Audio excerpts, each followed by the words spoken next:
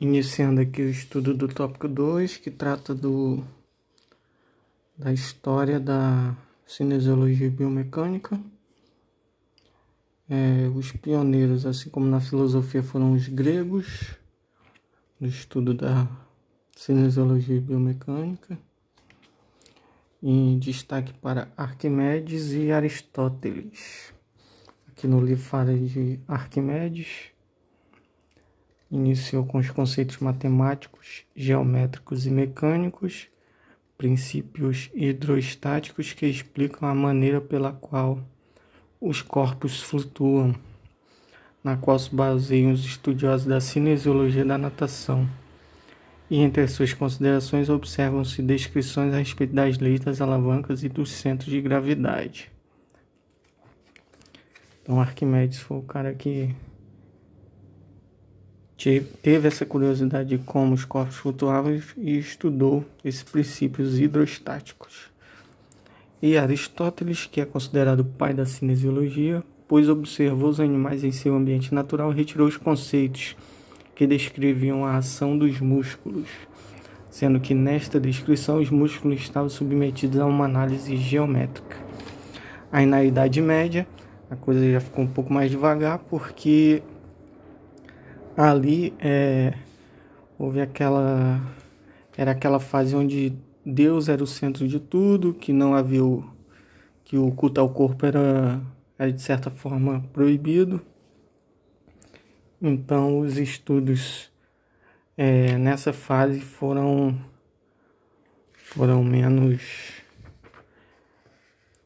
menos desenvolvidos. Destaque aqui na Idade Média para Galeno, que deu o pontapé inicial para o entendimento dos movimentos humanos como resultado da contração dos músculos.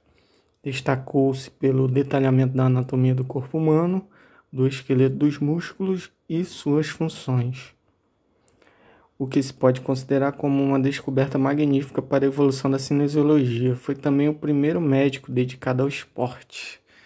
Então, se algum dia perguntarem para vocês quem foi aí o primeiro médico do esporte, vocês já sabem que foram o nosso amigo Galeno, lá na Idade Média. Aí veio a fase do Renascimento, aí já houve um desenvolvimento maior dos estudos nessa área. E depois do período da Idade Média, que durou mais de 1000 anos, e estabilizou o processo de desenvolvimento da cinesiologia, Leonardo da Vinci, ao realizar novos estudos a respeito do corpo humano, acabou com essa estagnação.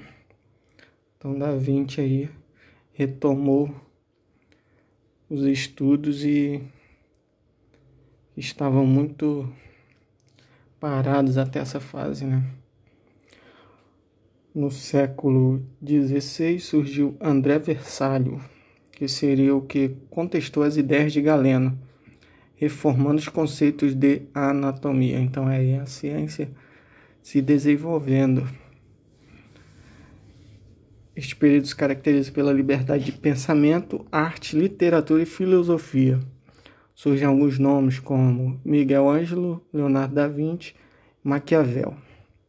A biomecânica é afetada por 3 aspectos: renascimento do trabalho científico, bases da anatomia e fisiologia. E se passou a estudar as ações musculares e o movimento como entidades interconectadas.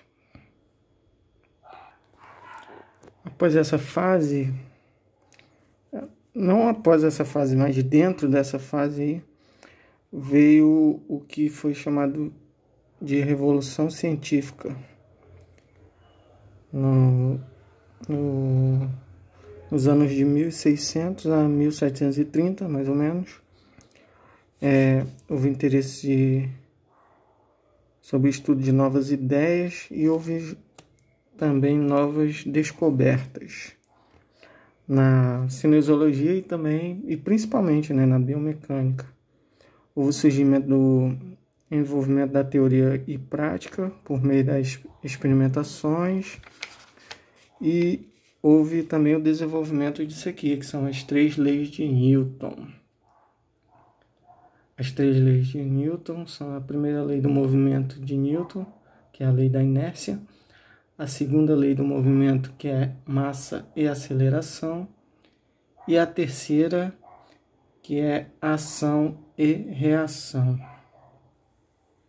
Depois a gente vai passar para o estudo mais aprofundado aqui das leis. Acho que aqui no livro possivelmente vai ter esse estudo mais aprofundado.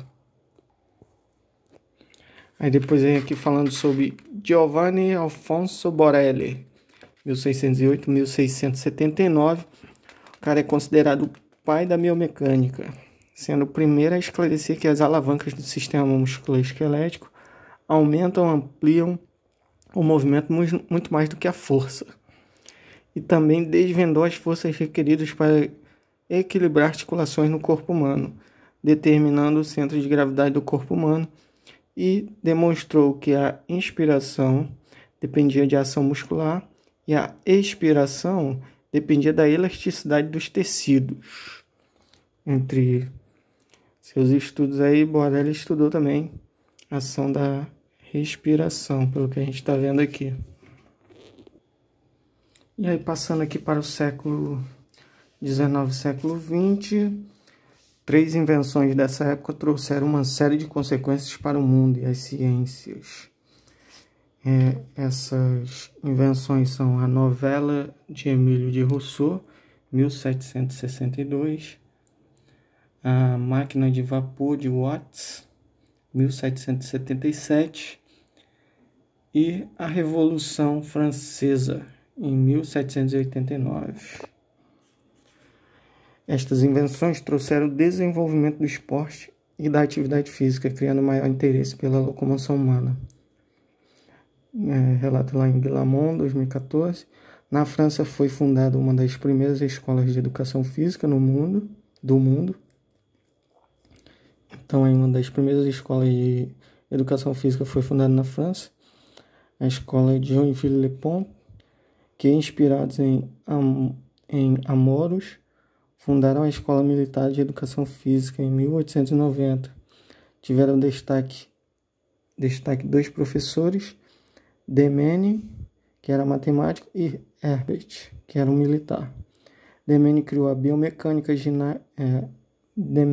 biomecânica, ginástica localizada para ser aplicada na industrialização, com exercícios localizados e específicos, em uma contribuição biológica. Desenvolver esses métodos, instrumentos de tipo experimental, sendo que estes permitiram o avanço de alguns aspectos para a biomecânica, como se desenvolveram métodos em medição da cinemática, da cinética e da corrente elétrica. A biomecânica se converteu em uma ciência baseada em análise matemática e desenvolveu-se a técnica fotográfica usada pela biomecânica. E conseguiu-se quantificar as ações musculares por meio da eletromiografia.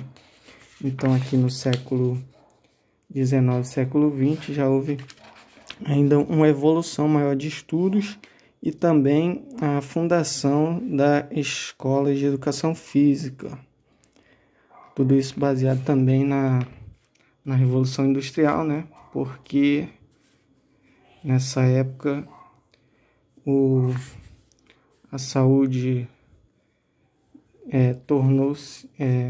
passou a ser a ser mais importante, na verdade, porque era necessário que os trabalhadores tivessem bem de saúde, até mesmo para que as fábricas,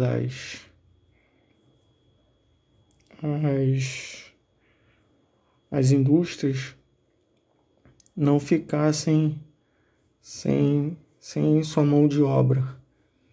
Então, com o desenvolvimento do capitalismo, isso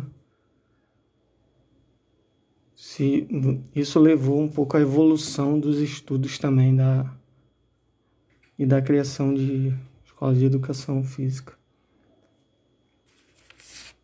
Pelo menos foi o que eu entendi aqui também.